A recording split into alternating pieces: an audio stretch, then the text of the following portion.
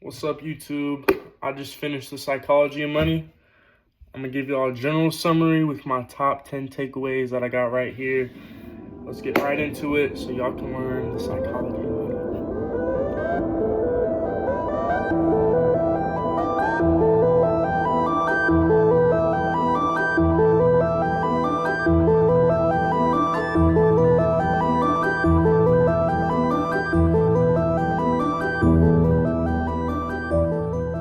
All right, first things first. Go out of your way to find humility when things are going right and compassion when things are going wrong. What this means, if you're doing well in life, making money, got a raise, got a new girlfriend, something like that, it's important to level yourself. Realize that you're doing well, but it doesn't make you better than anybody. You're still human, and you still have limited time on this planet. So, be a good person.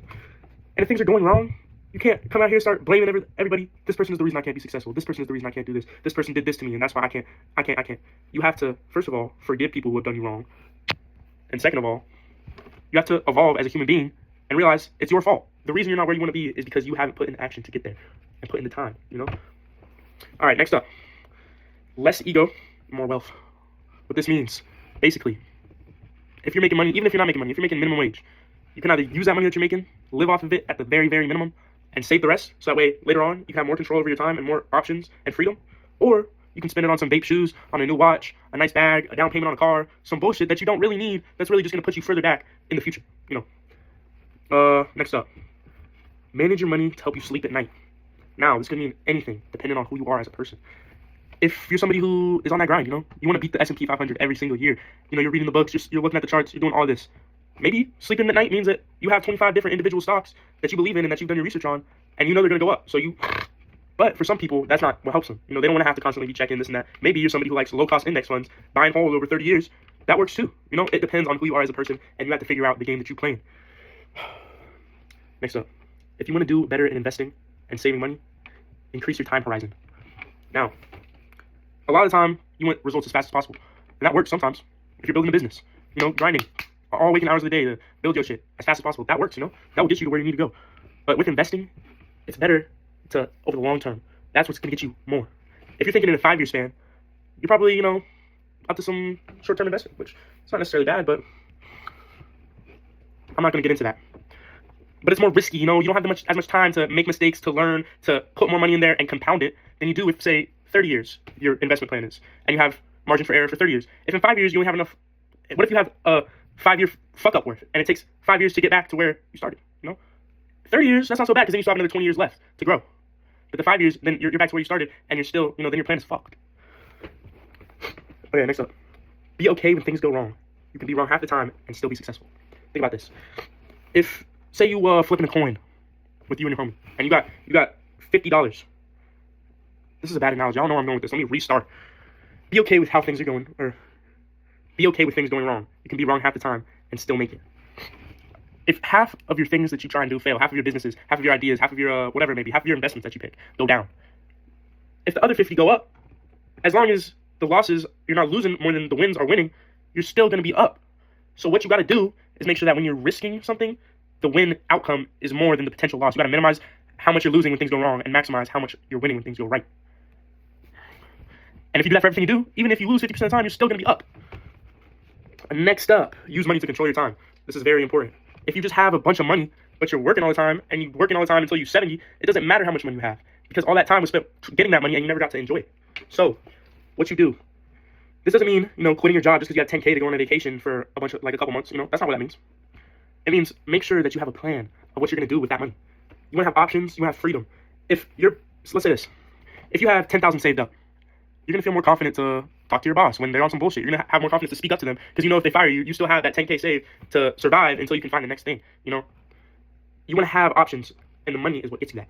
You don't want to be working for your money. You want your money to be working for you. I'm spitting on this video, I can't lie. Next up, be nicer and less flashy. That's just what it sounds, Be a nice guy. You got to be a kind fella. You can be mean, but that's not getting you nowhere, people. All right? Be kind, all right? Make the world a better place. And if you have something mean you want to say, if you have some thoughts, some rude joke or something, think it to yourself. Make yourself giggle, That's not bad, But you just have to be nice. And less flashy, people don't care about the shit you got for real. When you see the Lambo driving on the road, you're not thinking, oh, wow, that guy's really cool driving the Lambo. I mean, maybe some people are. Maybe they're like, I wonder what he does for work. If you're a enterprising stud. But the majority of chuds are just looking at your car, your watch, your phone, your computer, your bag, your clothes, and they're just comparing it as a benchmark for what they think would make them feel successful and respected. That's not what they're attributing to you. When you buy flashy clothes, whatever it may be, what you really are looking for is respect, admiration, and, social status. But that's not what gets you that. I found this out. I got my first job. It pays $16 an hour average with tips. That's not like a lot at all, really. I mean, it's just above minimum. I mean, it's more than some people are making, and I like that pay. But when I first got my job, I got my first couple paychecks. I was feeling, I got some money. I started making some money spreads, and it was just, I realized now that that's just corny. A money spread is tough, but if it's not blue hundos that you're fucking like a stack, just like put that shit down, bro. That's Jeff Bezos' lunch money that you're flexing on your Instagram story. Like, I feel bad. But yeah, next up, where was it? Okay. Save as much as you can. Just save. It doesn't have to be for something specific, a down payment on a house, a car, something like that. Just save. Emergencies, life happens. It's good to have some money backed up and like not tied up in investments or whatever it may be. Define the cost of success and be willing to pay it. Everything good in this world has a cost. If you want money, you have to give time. If you work a job, you have to give your manager your hours, and then they give you money. If you have a business, you have to put time towards that too. You have to grow your business. You have to make sure everything's running correctly, and then you get the success in return. But if you want a certain level of success, there's more cost to that. You're gonna have to put more time. It's gonna be more painful. It's gonna be more of a grind, and you're gonna want to quit more. But you have to identify that cost of what it's gonna take to get to where you need to go, and be willing to take it. Take it. Worship room for error. Now, some people are gonna say this. It's just like you're just being conservative. Like you're scared. Room for error is essential in everything you do, and this comes to that 50-50 rule. If you don't have room for error, if you fail and lose everything, you can't get back to that other 50% win, because now you have nothing to go off of. You're back at 0, and you have to get at least 1 to risk that and get that 1.5. Say you have 100 and you risk all of that, bang, you're gone to 0. You got to have that room for error. So that's essential. Avoid extreme ends of financial decisions. This goes to the room of error as well. The further on the end of a spectrum, the further a decision is on either end of a financial spectrum, the more likely you are to regret it in the future. Some people, let's say you go and live in a van life in your 20s through your 30s. You're living off basically nothing. You're unemployed as fuck. Then you realize you traveled the world already. There's nothing else for you to see out there, really. And now it's time for you to settle down, retire, and have some kids, but you don't got shit to start that. You don't have money to raise a family. You don't have money to buy a house. All you have is your van and your experiences.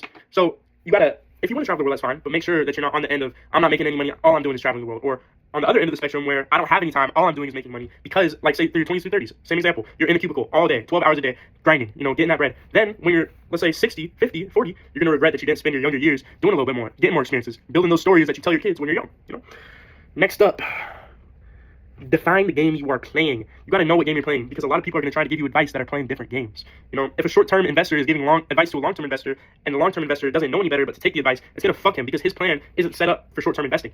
If this guy says, invest in NVIDIA stock, it's going to go up no matter what, or like it's going to the moon or whatever, and a long-term investor buys that with the plan of holding it for the next 30 years, and then the fucking AI bubble happens, fucking shit pops, or hypothetically happens, if the AI bubble pops, I mean, who knows? Something else this book talks about is how you don't really know what the fuck's going on in the market, you just think you do for real. What else? What was I just saying? Oh yeah, default the game you're playing, or define. Same thing as if you're a power lifter, you're not going to take advice from somebody who does calisthenics. If you're an Olympic athlete doing gymnastics, you're not going to take advice from a kid on how to work out who does Muay Thai. I'm going to tell you, hit the bag for 25 minutes for your cardio. You're going to tell me, now I'm about to go do handstand walks up and down this mat for 45 minutes. I'm going to be like, what the fuck? And then, yeah, that is basically the entire scope of the book. It talks about a lot more in a lot more detail, and I would definitely recommend it for anybody wanting to read. But yeah, that's all. See y'all.